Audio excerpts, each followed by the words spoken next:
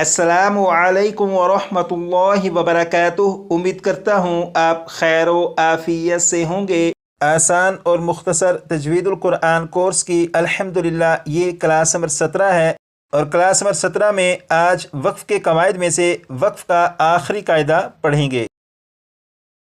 यहाँ पर देखें, लिखा है अगर किसी लफ्ज़ के आखिरी हर्फ पर, अगर किसी लफ्ज़ के आखिरी हर्फ पर 6 मरतबा पढ़ेगा।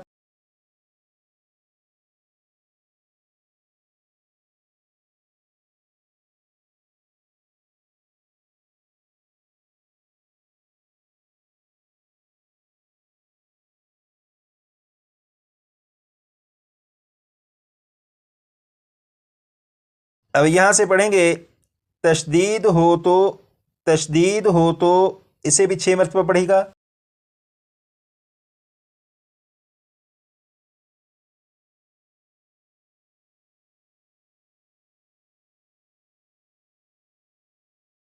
अब यहाँ से पढ़ेंगे जब उस लफ्ज़ पर वक्फ़ करेंगे, जब उस लफ्ज़ पर वक्फ़ करेंगे 6 मरतबा पढ़ेगा।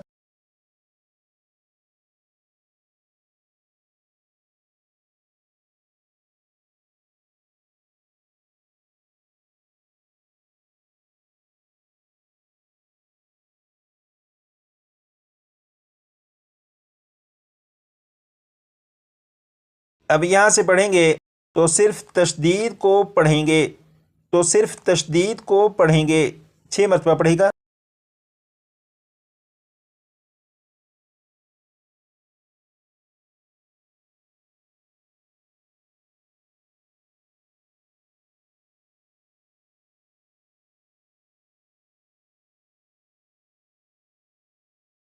आपने पढ़ा अगर किसी लफ्ज़ के आखिरी हर्फ पर तशदीद हो तो जब उस लफ्ज़ पर वक्फ़ करेंगे तो सिर्फ तशदीद को पढ़ेंगे। इसका मतलब यह है कि कुरान पाक को पढ़ते हुए अगर किसी ऐसे लफ्ज़ पर वक्फ़ करें कि उस लफ्ज़ के आखिरी हर्फ पर तशदीद हो, तो जब उस लफ्ज़ पर वक्फ़ करेंगे तो उस लफ्ज़ के आखिरी हर्फ पर जो तशदीद हो उस तशदीद को तो पढ़ेंगे, लेकिन उसके अलावा उस हर्फ के ऊपर जो हरकत वगैरह होगी उसे नहीं पढ़ेंगे। जैसे यहाँ पर आप देखें, ये जो लफ्ज़ है बिस्मिल्लाहिर्रहमानिर्रहीम, ये लफ्ज़ लिखा है कुल्ला कुल्ला कुल्ला, लेकिन जब इस लफ्ज़ को वक्फ में पढ़ेंगे तो लाम के ऊपर जो ज़बर है इस ज़बर को नहीं पढ़ेंगे और ये लफ्ज़ पढ़ा जाएगा कुल कुल कुल। इसी तरह यहाँ पर देखें, ये जो लफ्ज़ है इस लफ्ज़ का आखिरी हर्फ नून, और नून के ऊपर तशदीद है, और आपने क्लास नंबर 2 में पढ़ा था कि नून मुशद्दद और मीम मुशद्दद में हमेशा गुन्ना होता है। तो इस लफ्ज़ को जब पढ़ेंगे तो इसके आखिर में जो नून मुशद्दद है इसमें गुन्ना करके पढ़ेंगे और इस लफ्ज़ को पढ़ा जाएगा लाकिन्ना लाकिन्ना। लेकिन जब वक्फ में पढ़ेंगे तो नून के ऊपर जो तशदीद है इस तशदीद को तो पढ़ेंगे, लेकिन नून के ऊपर जो ज़बर है इस ज़बर को नहीं पढ़ेंगे। और ये लफ्ज़ जो लिखा है लाकिन्ना, वक्फ में इसे पढ़ेंगे लाकिन लाकिन। इसी तरह ये जो लफ्ज़ है इस लफ्ज़ को देखिएगा, इस लफ्ज़ का आखिरी हर्फ रा, रा के ऊपर तशदीद भी है और रा के ऊपर 2 पेश भी हैं, और ये लफ्ज़ लिखा है मुस्तमिर्रुन मुस्तमिर्रुन। अगर इन दोनों अल्फाज को पढ़ें तो ये इस तरह पढ़े जाएंगे सिहरुम मुस्तमिर्रुन सिहरुम मुस्तमिर्रुन। लेकिन जब वक्फ में पढ़ेंगे तो ये जो लफ्ज़ है इस लफ्ज़ के रा के ऊपर जो तशदीद है इसे तो पढ़ेंगे, लेकिन रा के ऊपर जो 2 पेश हैं इन्हें ख़त्म कर देंगे। और ये जो लफ्ज़ है मुस्तमिर्रुन, वक्फ में ये पढ़ा जाएगा मुस्तमिर मुस्तमिर सिहरुम मुस्तमिर सिहरुम मुस्तमिर। ये जो लफ्ज़ है इस लफ्ज़ को जब वक्फ में पढ़ेंगे तो लाम के ऊपर जो ज़बर है इसे नहीं पढ़ेंगे। इस लफ्ज़ को जब वक्फ में पढ़ेंगे तो नून के ऊपर जो ज़बर है इसे नहीं पढ़ेंगे। इस लफ्ज़ को जब वक्फ में पढ़ेंगे तो रा के ऊपर जो 2 पेश हैं इन्हें नहीं पढ़ेंगे। तो सवाल यह है कि ऐसा क्यों? तो इसका जवाब यह है कि हमने कायदा यहाँ पर यह पढ़ा, अगर किसी लफ्ज़ के आखिरी हर्फ पर तशदीद हो तो जब उस लफ्ज़ पर वक्फ करेंगे तो सिर्फ तशदीद को पढ़ेंगे, تو اس قاعدے کے مطابق جب ہم نے ان تینوں الفاظ کو وقف میں پڑھا تو ان تینوں الفاظ کے آخری حروف پر جو تشدید ہے اسے پڑھا اور بقیہ جو علامات ہیں انہیں نہیں پڑھا۔ یہ والا جو قاعدہ ہے یہ آپ نے کلاس نمبر 16 میں پڑھا تھا۔ کھڑا زبر، حروف مدہ اور ساکن حرف وقف میں تبدیل نہیں ہوتے۔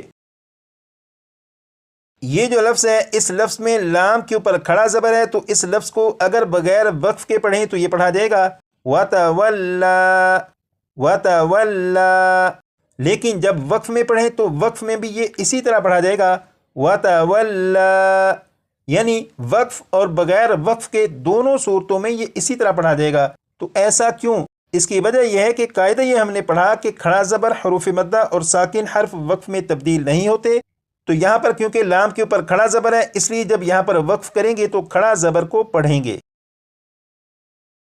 یہاں پر دیکھیں یہ پارہ نمبر 30 ہے، اور پارہ نمبر 30 میں یہ جو ریڈ کلر کا نشان ہے یہاں پر توجہ دیجیے گا۔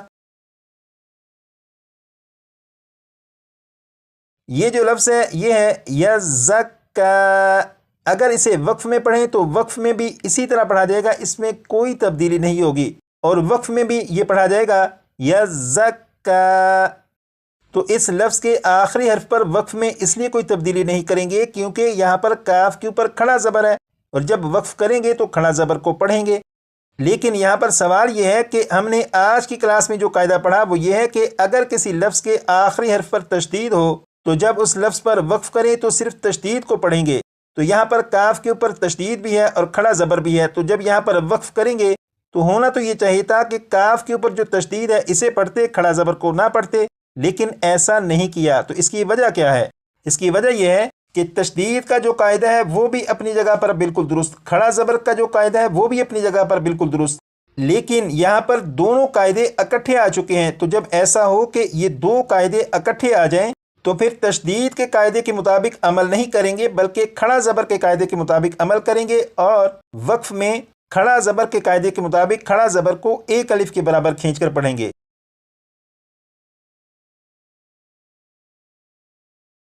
اب یہاں پر دیکھیں یہ قاعدہ آپ نے کلاس نمبر 15 میں پڑھا تھا، اگر کسی لفظ کے آخری حرف پر دو زبر ہوں تو انہیں وقف میں الف سے بدل دیں گے۔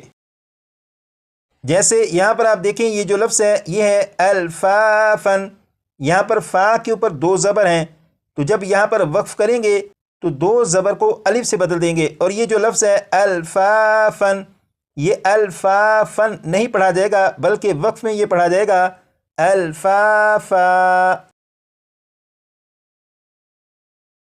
اب یہاں پر دیکھیں یہ ہے پارہ نمبر 30، اور یہاں پر یہ جو بلو کلر کے نشان ہیں ان پر توجہ دیجیے گا۔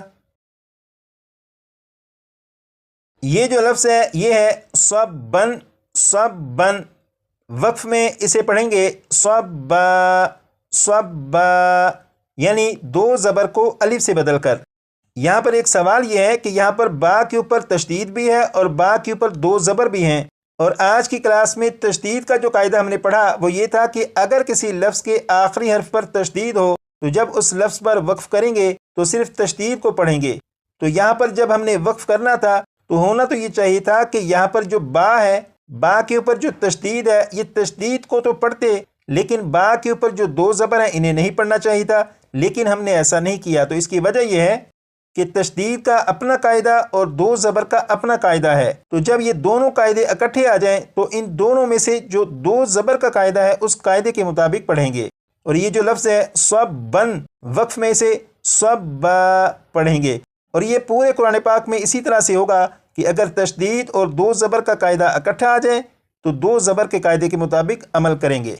اور یہ جو میں آپ سے بار بار گزارش کرتا ہوں کہ آپ اپنے سبق کو اتنی مرتبہ پڑھیے گا تاکہ یہ آپ کو یاد ہو جائے، آپ اپنے پچھلے اسباق کو اتنی مرتبہ پڑھیے گا تاکہ وہ مزید پختہ ہو جائیں۔ تو یہ بار بار کہنے کا مقصد یہ ہوتا ہے کہ آپ اپنے قواعد کو پڑھتے رہیں، وہ مضبوط ہوتے رہیں، وہ اچھی طرح سے یاد ہوتے رہیں، کیونکہ ان قواعد کی بنیاد پر ہی قرآن پاک کے کسی بھی لفظ کو، قرآن پاک کی کسی بھی آیت کو جب آپ خود پڑھنا چاہیں اور کوئی مشکل لفظ آپ سے پڑھا نہ جا رہا ہو تو ان قواعد کی بنیاد پر آپ اس مشکل لفظ کو بھی آسانی سے پڑھ سکیں گے۔ اس لیے آپ کوشش کریے گا کہ اپنے قواعد کو اچھی طرح سے یاد رکھیں تاکہ جب قرآن پاک کے سبق پر پہنچیں تو قرآن پاک کو اس سبق کو پڑھنا، سمجھنا، یاد کرنا آسان ہو سکے۔ تو آج کی کلاس میں یہ جو سبق پڑھا اس سبق کو کم از کم 25 سے 30 مرتبہ پڑھ لیجیے گا تاکہ یہ بھی آپ کو یاد ہو سکے۔ اور آپ نے اب تک وقف کے جتنے قاعدے پڑھے انہیں کلاس کے آخر میں لگا دیتا ہوں تاکہ آپ ان کی بھی دہرائی کر سکیں۔